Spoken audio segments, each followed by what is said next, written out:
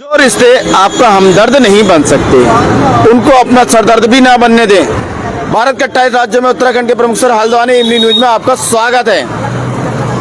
बात कर रहे हैं बंगाल की। कल चुनाव है, 152 सीटों पर करीब 3.5 करोड़ लोग वोट डालेंगे। जी हाँ, और 14 लाख वोटर मरहूम भी रह जाएंगे। सुरक्षा व्यवस्था बेहद कड़ी की गई है। जी बिल्कुल, और एक जने को और टू व्हीलर्स में भी मनाही है कि टू व्हीलर्स में नहीं जा सकते। और वहाँ पे टीएमसी और भाजपा के बीच जबरदस्त लड़ाई है। पहले चरण के वोट जो है 23 अप्रैल यानी कि कल डाले जाएंगे, दूसरे चरण के 29 तारीख को डाले जाएंगे। फिलहाल बड़ा घमासान है और फिलहाल कल हम आपको अपडेट भी देते रहेंगे। दिन भर आप बने रह सकते हैं खबर संसार पर। इधर बात करें हम, अगर आपको दिल्ली से करें, देश की राजधानी दिल्ली, तो दक्षिण पूर्वी दिल्ली के अमर कॉलोनी में IRS एक अधिकारी हैं, उनकी एक बेटी मृत पा गई, जिससे हड़कंप मच गया है। सीसी फुटेज में एक भूतपूर्व नौकर अंदर आता हुआ दिख रहा है। बताया जा रहा है कि चार्जिंग वायर होती है जो मोबाइल की, उससे गला घोटा गया है। पुलिस के अनुसार पीड़िता को उसके परिवार के सदस्यों ने घर के अंदर संदिग्ध परिस्थिति में पाया, जिसके बाद पुलिस को सूचना दी गई और ये बड़ा भयंकर कांड हुआ है और इससे लोगों में आक्रोश भी आसपास जो रहने वाले हैं। इधर दिल्ली उच्च न्यायालय के न्यायाधीश ने अदालत के वीडियो प्रसारित करने के मामले में केजरीवाल के खिलाफ दायर अवमानना याचिका की सुनवाई से खुद को अलग कर लिया है। प्रमुख लॉ फर्म के पूर्व पार्टनर जस्टिस कारिया ने जज के रूप में पदोन्नति से पहले कई मामलों में मेटा का प्रतिनिधित्व किया है। आबकारी नीति मामले में खुद को अलग करने से न्यायाधीश का इनकार, आम आदमी पार्टी और भाजपा के बीच तीखी बहस। मुख्यमंत्री ने विपक्ष पर न्यायपालिका की निष्पक्षता का चुनिंदा इस्तेमाल करने का आरोप लगाया। अदालत के फैसले को उत्कृष्ट बताया। भाजपा सांसद ने कहा कि न्यायाधीश ने न्यायिक स्वतंत्रता को मानक स्थापित किया है। केजरीवाल ने आशंका जताई कि सत्तारूढ़ दल लैंगिक मुद्दों का राजनीतिकरण कर रहा है। इधर दिल्ली की अदालत ने 2021 के एक मामले में लॉरेंस बिश्नोई और 19 अन्य के खिलाफ आरोप तय करने का आदेश दिया है। अदालत ने कहा कि जांच के अनुसार मौजूदा संगठित अपराध गिरोह के सदस्य जेल के अंदर से भी सक्रिय रूप से अपराध गिरोह का संचालन कर रहे हैं। अगर बात करें हम गुजरात की, तो दाहोद में शादी की दावत के बाद 200 से अधिक लोग बीमार पड़ गए। लगभग 400 मेहमानों ने रात करीब 8 बजे आयोजित रात्रि भोज में भाग लिया था, जिसमें आम का रस भी शामिल था। माना जा रहा है कि इस आम के रस से इन्फेक्शन हुआ है। बात करें आर्थिक राजधानी मुंबई से, तो सड़क निर्माण के लिए मैंग्रोव वनों को काटे जाने से मुंबई के मछुआरों की आजीविका खतरे में है। मछुआरों को बड़ा आरोप है कि 45,675 पेड़ों की कटाई के संबंध में उनसे बिल्कुल विचार विमर्श नहीं किया गया। BMC ने प्रभावित परिवारों को 6 लाख रुपए तक के मुआवजे का आश्वासन दिया है, जबकि पर्यावरणविदों ने वनीकरण में खामियों की ओर ध्यान दिलाया।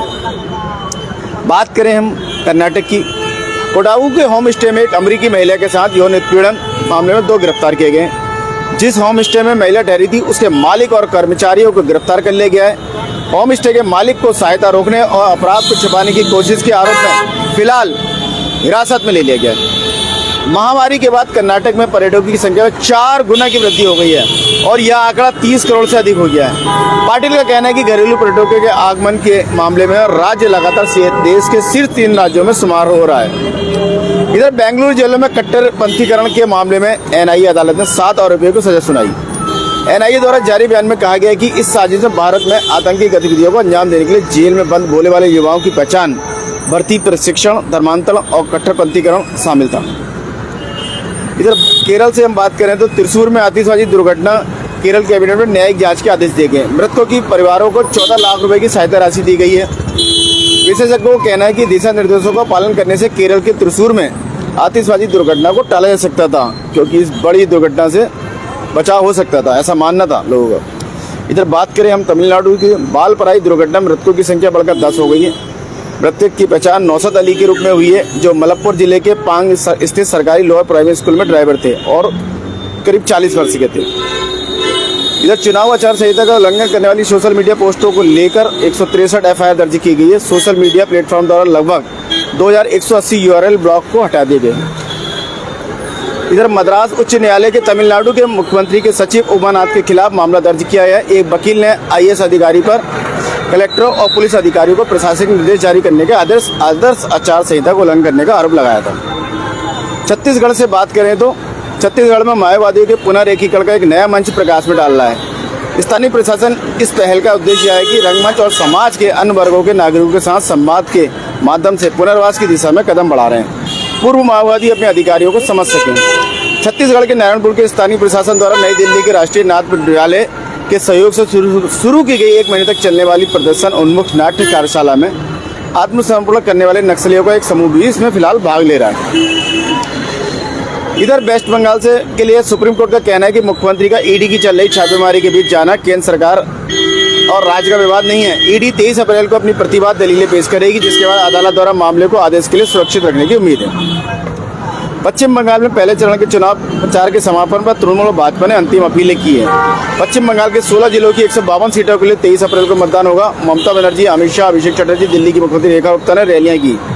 चुनाव के लिए केंद्रीय अर्धसैनिक बलों की 2450 कंपनियां तैनात की गई हैं। फिलहाल ये दूसरे जो आपका चरण है उसका भी प्रचार प्रसार कर रहे हैं, क्योंकि वो 29 को होना है। इधर आंध्र प्रदेश की बात करें तो 23 अप्रैल को होने वाली AP ECET 2026 परीक्षा के लिए सभी व्यवस्थाएं पूरी हो चुकी हैं। लगभग 33,750 से अधिक उम्मीदवार परीक्षा में शामिल होंगे। कंप्यूटर आधारित परीक्षा 2 सत्रों में आयोजित की जाएगी, सुबह 9 बजे से दोपहर 12 बजे तक। उम्मीदवारों को निर्धारित समय से काफ़ी पहले पहुंचना होगा और हाल टिकट, फोटो पहचान पत्र और एक बैल पेन ला सकते हैं साथ में, ज़्यादा नहीं। माचेराला स्थित PM श्री केंद्रीय विद्यालय में 2026-27 की कक्षाएं सरकारी बॉयज हाई स्कूल परिसर से शुरू होंगी। केंद्रीय मंत्रालय ने कहा कक्षा 1 से कक्षा 5 तक के विद्यालयों को मंजूरी दे दी है, जिसमें प्रत्येक कक्षा में 40 छात्रों का प्रवेश होगा। स्थायी परिसर के लिए राष्ट्रीय राजमार्ग के किनारे 4.56 एकड़ भूमि फिलहाल आवंटित की गई है। इसके लिए नेल्लौर में IPL सट्टेबाजी रैकेट का भंडाफोड़, 12 लोग गिरफ्तार, 37 लाख के लेन देन का पता चला। मुख्य आरोपी SK फरियाद प्रशासक की भूमिका निभा रहा है। पुलिस ने 2 लाख रुपए नगद, 13 मोबाइल फोन और 1 टेलीविजन जब्त किया है और 3 बैंक खातों को फ्रीज किया गया। आंध्र प्रदेश के मुख्यमंत्रियों ने अपने शासन के दौरे के दूसरे दिन सिंगापुर के गृह मंत्री षणमुगम से मुलाकात की। सिंगापुर के गृह मंत्री के षणमुगम ने प्रतिनिधिमंडल को शहर, राज्य के कानूनी ढांचे और पुलिस व्यवस्था के बारे में जानकारी दी है। बात करें मध्य प्रदेश की तो उसके घर को गोबर से भर दूंगा। जी हाँ, ये भाजपा विधायक के बेटे ने मारा है डायलॉग। हम ये पूरा मामला मध्य प्रदेश का है, जहाँ भाजपा विधायक के बेटे से पूछताछ करने वाले पुलिसकर्मी को धमकी दी गई। IPS ने टिप्पणी की कड़ी निंदा की। मध्य प्रदेश IPS एसोसिएशन ने इन टिप्पणियों को कड़ी निंदा करते हुए इन्हें अपमानजनक, धमकी भरा बताया। मामला जो है मध्य प्रदेश के शिवपुरी जिले में 5 लोगों को पीटने के आरोप में अपने बेटे के खिलाफ मामला दर्ज होने के कुछ दिनों बाद BJP के विधायक प्रीतम लोधी एक विवाद में फंस गए। उनका एक वीडियो वायरल हुआ, जिसमें वो अपने बेटे से पूछताछ करने वाले युवा IPS अधिकारी को धमकी देते हुए साफ वीडियो में दिखाई दे रहे हैं। जी हाँ, इधर बात करें हम बिहार की। तेजस्वी का आरोप है पटना एयरपोर्ट पर टाइल का गिरना BJP के भ्रष्टाचार का सबूत है। तेजस्वी यादव ने यह दावा किया कि नवनिर्मित टर्मिनल भवन का उद्घाटन प्रधानमंत्री मोदी ने पिछले साल 29 मई को चुनावों से पहले जल्दीबाजी में किया था, लेकिन कुछ ही महीनों में टर्मिनल परिसर की टाइलें उखड़ने लगी। इधर आज अखबारों में इधर ही ऐसा दूसरा मिलता जुलता मामला मोदी जी द्वारा जो देहरादून दिल्ली एक्सप्रेसवे में हाल में जो उन्होंने उद्घाटन किया था, उसकी दीवार एक जगह डैमेज की बात आ रही है अखबारों में, आज के अखबारों में, जिसमें उसको जो टाइल्स होती हैं एक तरह, उससे फिलहाल कवर कर दिया गया है। इंजीनियरों का कहना है कि ऐसे इसमें हम ये टाइल्स लगाए जाते हैं। हालांकि लोगों का कहना है कि जो पुराने पुल होते हैं उनको सहारा देने के लिए इन टाइल्स का उपयोग होता है। फिलहाल इसको व्यवस्था में खामी तो मानी जाएगी। इधर बात करें हम असम से। उच्च न्यायालय मिजोरम सरकार को असम राइफल्स की खाली की गई भूमि पर वृक्षों की कटाई रोकने का आदेश दिया। इसमें यह भी कहा गया है कि राज्य सरकार को शहर के बीचों बीच सदियों पुराने पेड़ों की कटाई का स्पष्टीकरण देना होगा। राजस्थान सरकार द्वारा आदर्श घोटाले के मामलों को गलत तरीके से संभाला जा रहा है, ऐसा गहलोत का कहना है। अशोक गहलोत ने कहा कि प्रवर्तन निदेशालय ने 2019, 2021 और 2024 में संपत्ति जब्त की थी, लेकिन निवेशकों के पैसे की वापसी सुनिश्चित करने की प्रक्रिया अभी भी स्पष्ट नहीं है। इधर हिमाचल प्रदेश की बात करें तो RDG बंद होने के परिणाम हिमाचल प्रदेश ने कम बजट पेश किया। मुख्यमंत्री ने बजट पेश करते हुए भाजपा पर राज्य हितों का समर्थन न करने का आरोप लगाया। फिलहाल दूध की खरीद की कीमत 10 रुपये फिलहाल बढ़ा दी गई है। इधर जम्मू कश्मीर से बात करें तो इल्तिजा मुफ्ती के अनुसार गोरक्षक टेररिस्ट हैं जो मुसलमानों को परेशान करते हैं। PDP नेता ने राम मन के 18 वर्षीय युवक के परिवार के लिए न्याय की मांग की, जिसे कथित तौर पर जम्मू राजमार्ग पर मवेशी ले जाते समय निशाना बनाया गया। इधर आज 22 अप्रैल है। पिछले 22 अप्रैल को एक बड़ी घटना हुई थी। जी हाँ, पहलगाम पीड़ितों के स्मारकों पर पर्यटकों ने दोबारा आने का संकल्प लिया। तरह तरह के ऑफर जो है पर्यटकों को फिलहाल दिए जा रहे हैं।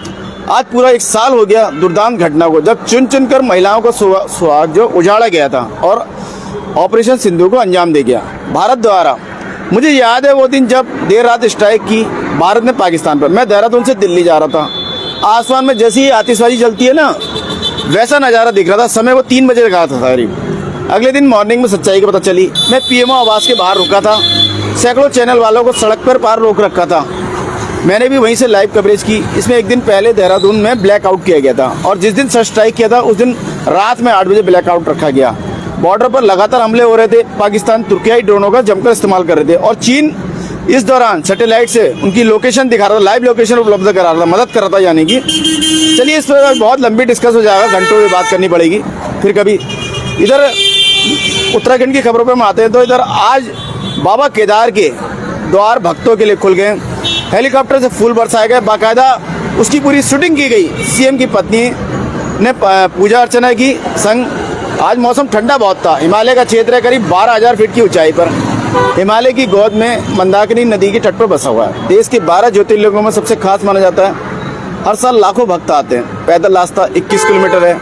16 जून 2013 की आपदा में रामबाड़ा बीच का पड़ाव बह गया था, लिहाजा घूमकर अब रास्ता जो बनाना पड़ा उससे 2 किलोमीटर अधिक बढ़ गया। हेलीकॉप्टर सुविधा फिलहाल फाटा और गुप्तकाशी के अलावा देहरादून से भी है। आप रोमांच और भक्ति का आनंद ले सकते हैं, साथ में बाबा केदार का आशीर्वाद भी ले सकते हैं। आशा है आपको खबरें अपडेट रख रही होंगी और चाय पर चर्चा के लिए मसाला प्रदान कर रही होंगी। अपने विचार और सुझाव साझा करें। कल फिर नए विषय के साथ आपके समक्ष उपस्थित होंगे। इसी के साथ मैं मनोज आर्य, खबर संसार के लिए। जय हिंद।